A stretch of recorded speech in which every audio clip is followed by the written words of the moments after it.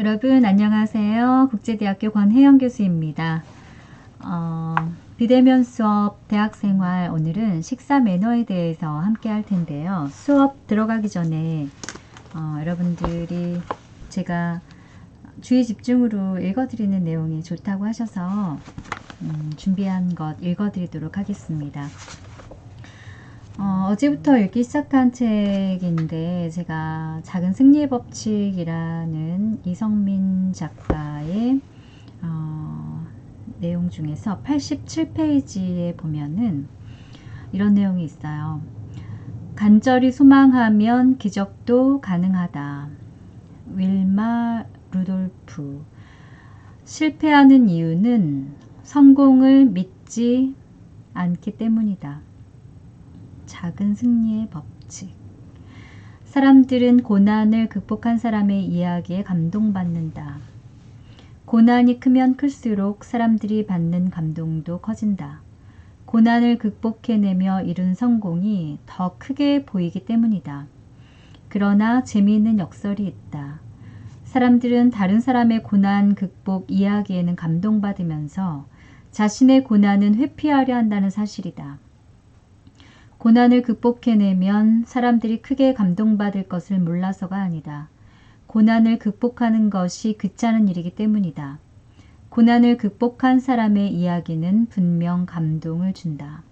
그러나 고난을 극복한 사람은 극히 일부에 불과하다. 결국 고난을 극복한 사람은 귀찮은 일을 한 것이다. 네.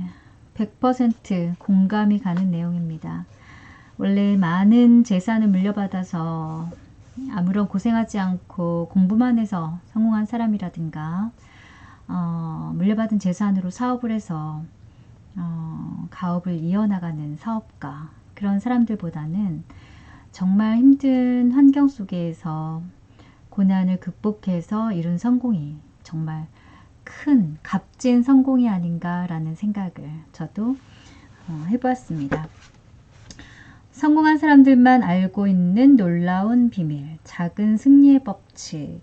네, 정말 멋진 책이네요. 여러분들도 이 책을 한 번쯤 읽어보셨으면 좋겠습니다. 네, 오늘 대학생활 식사 매너, 포크와 나이프 쥐는 법부터 들어갈 텐데요. 여러분들 이미 다 알고 계신 내용입니다. 올바른 포크와 나이프 쥐는 법, 왼쪽에 있는 사진 그대로 여러분들이 하시면 되고, 식사 중에는 점선으로 되어 있는 오른쪽 접시 모양에서 왼쪽 사진, 식사 중에 이미지, 그리고 식사가 종료되었을 때의 포크와 나이프 이미지입니다. 여러분들이 이렇게 참고하셔서 식사하실 때 적용하시면 될 것 같고요. 회전 탁자에서 식사를 해야 될 경우에 이런 경우가 있죠. 출입구에서 가장 먼 쪽 중앙 1번부터 돌아가는 탁자죠. 돌아가는 탁자. 네, 그래서 보시면 돌아가는 탁자와 돌아가지 않는 원탁 테이블인 경우에 차이가 있는데, 회전 탁자에서의 매너입니다. 회전 탁자의 회전 방향은 어느 방향이죠? 시계 방향이죠. 우리가 중국집에 고급 중국 요리하는 그런 곳에 이제 가시거나 회전 탁자에 회전 탁자로 되어 있는 곳에서 식사를 할 경우에 회전 탁자의 회전 방향은 시계 방향이다 라는 것을 잊지 마시고, 그렇기 때문에 1번이 출입문에서 가장 먼 중앙 1번이라면 원래 돌아가는 테이블이 아닌 곳에서 앉는 상석은 1번 다음에 지금 왼쪽 3번이라고 되어 있는 곳이 바라보는 쪽에서 두 번째의 높은 분이 앉는 자리가 맞거든요. 근데 이거는 회전 탁자이기 때문에 시계 방향으로 돌아가기 때문에 2번이 그 반대가 됩니다. 요리를 덜 때는 먼저 실례합니다 라고 말하고, 요리를 던 후 옆 사람에게 테이블을 돌려놓습니다. 네, 다른 사람이 요리를 덜고 있을 때 테이블을 돌리지 않아요. 본인의 컵이나 접시는 회전 탁자에 올려놓지 않습니다. 자신의 앞에 요리가 돌아왔을 때 옆 사람에게 먼저 드세요 라고 양보하는 것은 바람직하지 않습니다. 한 바퀴 돌아온 음식이 남아있다면 더 덜어서 드셔도 됩니다.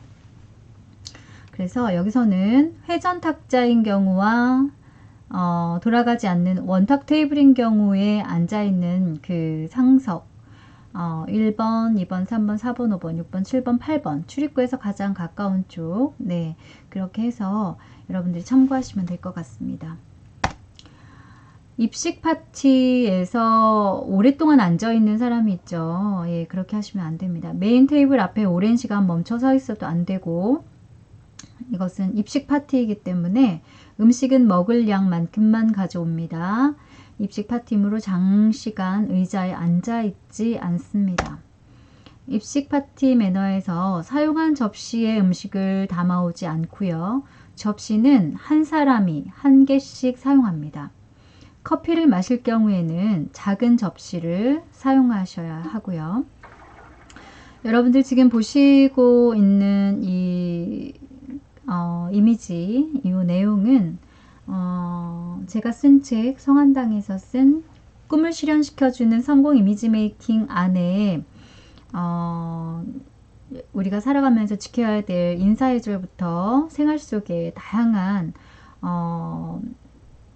우리가 지켜야 할 사항들, 매너 이런 내용들이 있거든요. 그것을 참고로 해서 여러분들께 강의를 해드리는 것입니다. 여러분들 교재 보시면서 수업 들으시면 더 좋을 것 같습니다. 접시가 깨끗할 때는 접시 위에 글래스를 올려놓아도 됩니다. 글래스에 담긴 냅킨은 벗겨내지 않습니다. 사용한 접시는 메인 테이블에 놓지 않습니다. 접시와 포크 잡는 방법 보세요. 여러분들 교재에 그대로 있는 사진으로 지금 강의를 해드리는 거거든요. 네, 그래서 포크와 그죠? 네, 지금 이미지대로 접시와 포크 잡는 방법, 그리고 음식을 먹고 마시는 방법 해서 네, 와인잔이든 컵이든 포크와 접시, 그리고 와인잔이든 컵이든 이렇게 잡는 방법 참고하셔서 나중에 이대로 여러분들이 하시면 되겠습니다.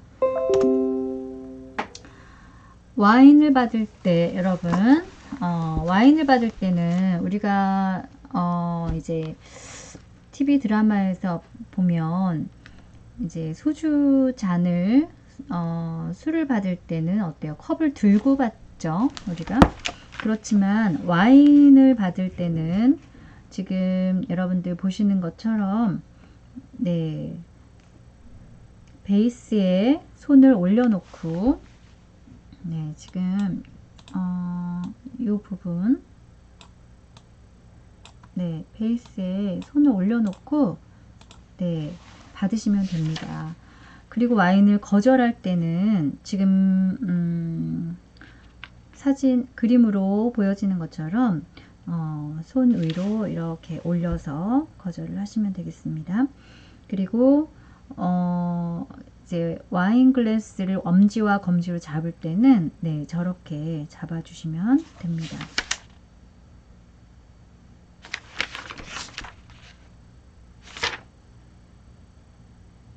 와인은요, 코르크가 늘 젖어 있도록 뉘어서 보관하는 것이고, 세워서 보관할 경우에는 코르크 마개가 마르고 알코올이 휘발되어 공기 접촉으로 변질될 염려가 있어요. 화이트 와인은 10에서 12도 정도 차갑게 해서 마시고, 레드 와인은 17에서 20도 정도로 실온에서 마시고, 샴페인은 4도에서 7도 정도로 차게 해서 마시는 것이 좋습니다. 와인은 15도 정도 뉘어서 보관하고 흔들지 않아요. 침전물이 올라오지 않도록 조심스럽게 따라주어야 합니다. 와인의 코르크는 반드시 남성이 오픈하고 오픈 후 4분의 1 정도를 글래스에 따른 뒤 밝은 빛이 있는 쪽에서 글래스를 들어서 색상을 확인해야 돼요. 이때는 색상 확인할 때 농도나 침전물을 확인하는 거죠. 그 다음에 향을 맡고 2회에서 3회 정도 잔을 회전해요. 향을 맡을 때 2회에서 3회 정도 잔을 회전하고 코에 살짝 갖다 대서 향을 맡습니다. 그 다음에는 와인을 소량 입에 넣어서 혀끝으로 굴리듯 맛을 천천히 음미합니다. 이때 떫은 맛이나 단맛이나 쓴맛, 신맛 중 가장 강한 향이 느껴지지 않고 식초 냄새나 코르크막의 썩은 냄새가 나지 않도록 않는다면 여성부터 따르고 상석의 남성을 이어서 따른 뒤 주최자를 가장 마지막에 따라줍니다. 와인을 따를 때는요, 와인잔의 크기에 따라서 와인 글래스의 3분의 1을 따를 경우도 있고 3분의 1 정도를 따릅니다. 와인을 따를 때 받는 사람의 오른편에서 따르고요. 네, 시계 반대 방향으로 여성부터 잔을 따르며 여성의 잔에 모두 따른 후에 다시 시계 방향으로 남성에게 따르는 거예요. 와인 잔과 병 사이의 간격이 2에서 3cm 정도의 간격을 두고 따르도록 하는 것이고요. 네, 그 다음에 화이트 와인에서 레드 와인 순서로 주문을 해야 합니다. 와인을 상대방에게 받을 때에는 나이에 관계없이 와인잔을 들지 않고 테이블 위에서 놓여진 채로 받아요. 맨 처음에 설명드렸던 부분이죠. 사진 가장 왼쪽에 있는 와인을 받을 때 이미지 보시면 됩니다. 글래스를 기울이지 않아요. 그냥 베이스 위에 손을 올려놓고 저 이미지대로 받으시면 됩니다.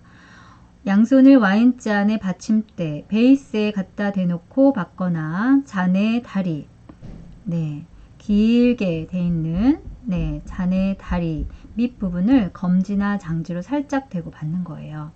건배 시에는 눈높이 정도로 들고 반드시 상대방의 눈을 바라보는 거예요. 와인잔을 부딪힐 때 상대방의 눈을 바라보는 것 중요합니다. 와인을 마실 때는 소리내지 않습니다. 그리고 처음에 설명드린 바와 같이 와인을 거절할 때는 검지손가락을 글래스 위에 가볍게 올려놓고 이제 됐습니다 라고 정중히 거절하는 겁니다. 글래스에 립스틱이 묻었을 경우에는 손가락으로 글래스에 립스틱을 닦아낸 후 냅킨에 닦습니다. 차게 마시는 와인이나 샴페인의 경우에는 잔대가 더욱 긴 것을 사용해서 손의 온도로 인해서 와인의 온도에 영향을 미치지 않도록 합니다. 와인을 마시기 직전에는 입안에 음식이 있으면 안 되고요. 반드시 냅킨을 이용해서 입을 닦아준 뒤에 마시도록 합니다. 음식물이나 기름기가 묻으면 보기가 흉하죠. 와인 글래스 앞에서 담배를 피우는 것은 피해야 되고요. 요리가 모두 끝난 후에 후식 타임에 들어가서도 와인을 계속해서 마시는 경우가 있는데 이것은 잘못된 겁니다. 와인은 요리와 같이 마시기 시작해서 요리와 함께 끝나는 거예요. 네, 육류 요리를 먹을 때는 적색 와인을 마시고 생선 요리를 먹을 때는 백색 와인을 마시는 것이 좋습니다. 마지막 잔은 와인을 남기지 않고 모두 마시는 것이 기본 매너지만 사정에 따라서 그것은 선택할 수가 있습니다. 여러분들 307페이지거든요. 교재 307페이지 이것을 정리하셔가지고 메일로 과제로 보내주시면 좋겠습니다. 제가 별도로 과제 기입을 카페에 하진 않겠습니다. 이 강의를 잘 들은 학생은 306페이지와 307페이지를 보시고 그림까지 그리시면 더 좋겠고 한글로 그냥 정리하셔서 메일로 과제 제출하시고 카페에 출석 댓글 다시고 그리고 유튜브 제가 올린 링크 유튜브에 이름 전부 다 기입하지 마시고요. 학번 뒷자리 하고 성 빼고 이름만 해서 이 강의를 듣고 느낀 점을 여러분들께서 댓글로 달아주시면 출석 인정으로 해드리도록 하겠습니다. 재밌죠, 여러분? 와인을 따를 때는 저렇게 지금 사진처럼 저렇게 따라주시면 됩니다. 제가 다 설명드렸던 거예요. 와인글라스에 립스틱이 묻었을 때 엄지손가락으로 립스틱 제거한 후에 냅킨에 손가락을 닦아줍니다. 네, 지금 요거 제가 지금 설명드렸던 부분이고요. 교재 참고하셔서 정리해서 메일로 보내주세요. 오늘 보강이 있는 강의인데 언제까지 하시냐면 5월 26일 밤 12시까지 네 5월 26일 밤 12시까지 A반 B반 모두 다 작성해서 메일로 보내주시기 바랍니다. 지금 와인글래스 부위 명칭이거든요. 그래서 지금 이렇게 다 설명이 친절하게 되어 있고 제가 이미 다 설명을 드린 부분입니다. 한 번씩 읽어보세요. 자, 와인 매너에서 1단계 와인잔을 바닥에 놓고 들고 받지 않는다고 말씀드렸죠. 와인잔을 바닥에 놓고 베이스에 검지와 중지를 대고 와인을 따르는 소리를 들으며 받아요. 네, 청각과 시각적인 자극을 주겠죠. 2단계는 와인의 색을 눈으로 감상합니다. 시각적으로. 3단계는 눈높이만큼 들어서 건배하고 미소 띤 얼굴로 상대방과 눈을 맞춘다. 3단계 여러분 정말 중요해요. 와인을 제대로 배워서 마시는 사람은요. 와인잔을 부딪힐 때 상대방의 눈을 웃으면서 꼭 맞춥니다. 4단계 코로 와인의 향을 맡아요. 네, 코로 와인의 향을 맡죠. 후각. 5단계 혀로 와인의 맛을 살짝 음미한 후 네, 와인의 맛을 느낍니다. 6단계 와인의 전체 맛을 음미하고 즐깁니다. 네, 미각을 자극하는 요 오감 만족 이렇게 와인을 마실 때의 단계별로 제가 설명을 드렸습니다. 그리고 이제 여러분들이 나중에 아주 꿈을 이뤄서 크게 성공했을 때, 그쵸? 이제 고급 레스토랑에도 더 이제 성공한 사람으로 가게 되고, 뭐 아주 중요한 회의도 하게 되고 이렇게 할 거잖아요. 그럴 때 고급 레스토랑에서 이제 식대 팁을 지불할 때에 식대의 10% 정도를 팁으로 지급하는 거예요. 네, 소믈리에에게 와인을 추천받았다면 주문한 와인 가격의 15% 정도를 팁으로 지급하는 것이 매너입니다. 팁을 줄 때는 어떻게 줄까요? 현금이 보이게 줘야 될까요? 어떻게? 그 자리에 봉투도 없는데 봉투에 넣어서 줘야 될까요? 어떻게 줘야 될까요, 여러분? 네, 팁을 줄 때에 그 사람의 팁 주는 모습을 봐도 네, 우리는 알 수가 있어요. 팁을 줄 때는요, 현금을 보이지 않게 손바닥이 아래로 가도록 해서 주는 거예요. 네, 감사합니다 하며 돈이 보이지 않도록 네, 손바닥이 아래로 가게 해서 현금을 팁을 주는 겁니다. 남녀가 함께 있는 공간에서는 남성이 팁을 지불하도록 합니다. 멋지지 않나요? 네, 나중에 여러분들도 성공하면 고급 레스토랑에서 일하는 분들 팁도 많이 주고 이렇게 멋있는 매너로 생활 속에서 실천했으면 좋겠습니다. 그 다음 선물 전달 매너입니다. 결혼 기념일과 생일 축하 선물은 당일이 좋습니다. 2일에서 3일 전에도 괜찮고 한참 지난 뒤에 하는 것은 바람직하지 않습니다. 크리스마스 선물은 크리스마스 이브까지 하는 것이 좋고요. 명절 선물은 일주일 전에서 당일까지가 좋습니다. 출산 선물은 출산 후 일주일은 지나서 3주 전까지가 적당하고 결혼 축의금은 당일이 좋으며 결혼 축하 선물은 1개월 전에서 2, 3일 전까지가 좋습니다. 선배나 상사, 손윗분에게 선물을 드릴 경우에는 미리 연락을 한 뒤에 방문하는 것이고 크리스마스 선물을 제외하고 대부분의 선물은 그 자리에서 밝은 표정으로 풀어보는 거예요. 선물을 받을 때는 당연한 것으로 생각하고 받아들여서는 안 됩니다. 그리고 이제 선물을 받았다면 그 답례로는요, 언제 답례를 하는 게 좋을까요? 1개월 정도 뒤에 하는 것이 적당합니다. 우편물이나 타인을 통해서 받은 선물의 경우에 전화나 이메일 등으로 감사의 인사를 전하는 것이고, 사업상의 선물일 경우에는 맨 처음 만나는 첫 대면에 하는 것이 좋습니다.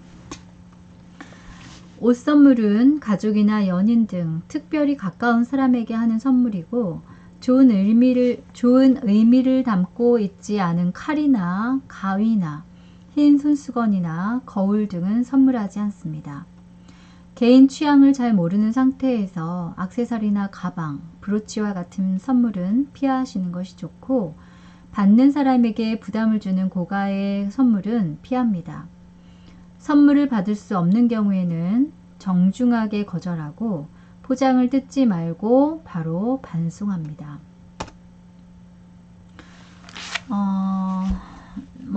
카드라던가 아니면 서류라던가 우리가 전달할 때에도 그 전달하는 사람의 얼굴 표정이나 자세나 여러 가지를 봤을 때 우리는 그 사람에 대해서 다시 생각하게 되는데요. 사소하게 생각할 수 있지만 카드나 기타 물건 전달 시에 미소 띤 친절한 눈맞춤은 인간적인 정을 쌓고 더 나아가 조직에 큰 성과를 내는 데도 매우 중요한 부분입니다.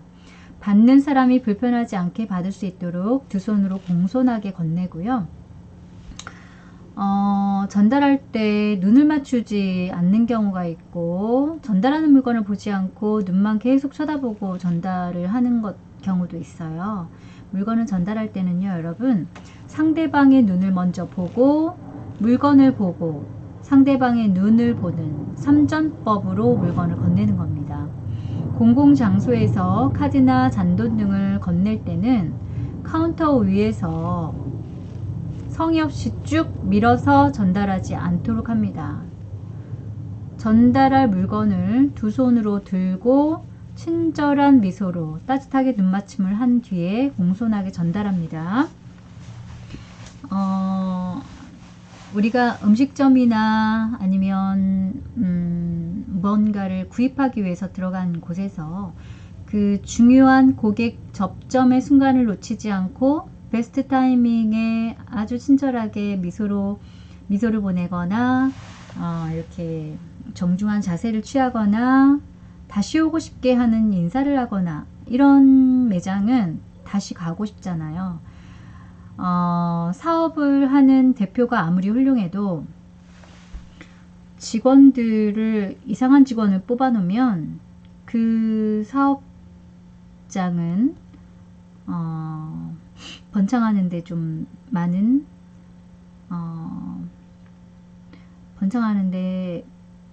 불리한 것들이 있어요.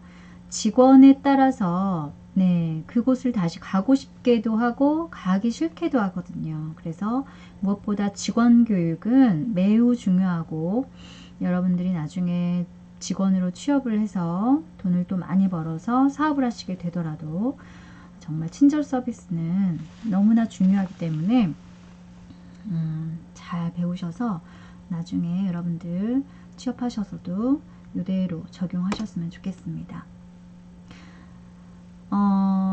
나의 가치를 높여주는 고품격 매너, 당당하고 솔직하게 품격 있는 커뮤니케이션 노하우입니다. 오늘 여기까지 하고 이제 다음 시간으로 이어서 수업을 하려고 하는데요. 예의 바르게 대화하는 법, 겸손하고 상대방을 존중하는 마음을 담아서 말합니다. 비싼 선물을 하지 않아도 말을 예쁘게 하고 겸손하게 하면 참 고맙고 그 사람이 예뻐 보이잖아요. 알아듣기 쉽고 간결하게 정확한 표준어로 말합니다. 이렇게 불필요한 단어는 사용하지 않습니다. 쉽고 간단 명료하게 밝고 생기 있는 목소리로 말합니다. 칭찬은 많은 사람 앞에서 하고, 충고나 지적은 단 둘이 조용한 곳에서 합니다. 상대방의 말을 경청하고 적극적으로 반응해야 합니다. 네. 제가 20살에 이런 것들을 모두 알았더라면, 네.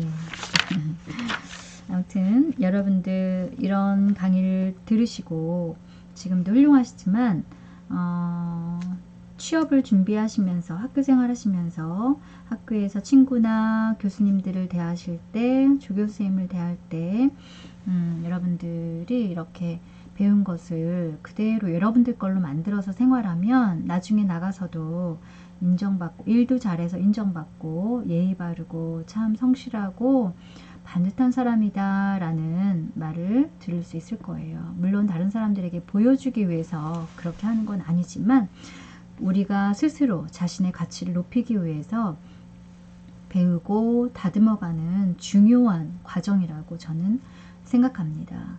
인사만 잘해도요, 여러분, 정말 여러분들이 목표하는 것들을 더 빨리 쉬운 방법으로 얻을 수도 있고, 여러분들 이미지를 스스로 올려서 여러분들이 생각지도 않은 좋은 기회를 갖게 되기도 합니다. 그래서 표정이나 말이나 예의 바른 태도나 정말 중요한 부분이기 때문에 제가 이렇게 강조를 해서 오늘 대학 생활에서 말씀을 드립니다.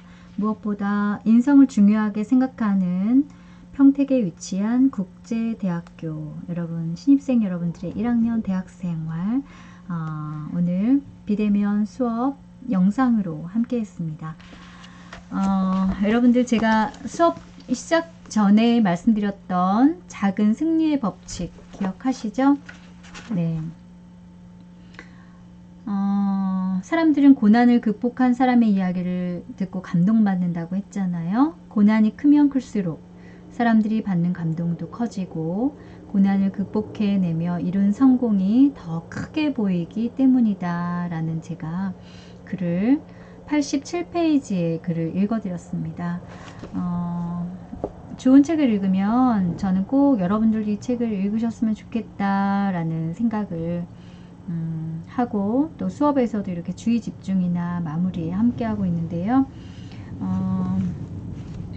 이성민 작가의 작은 승리의 법칙, 여러분들 기회 되실 때 꼭 읽어보시기 바라겠습니다.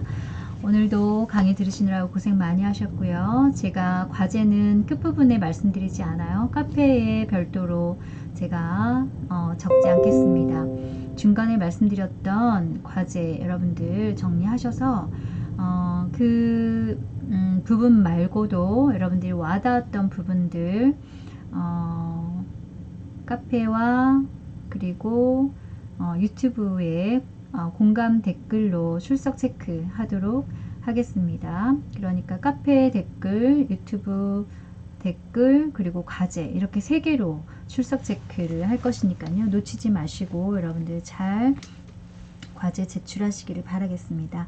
여러분 건강하게 잘 계시다가 우리 다음 주에 대면 수업에서 다시 만나도록 하겠습니다. 고맙습니다. 안녕히 계세요.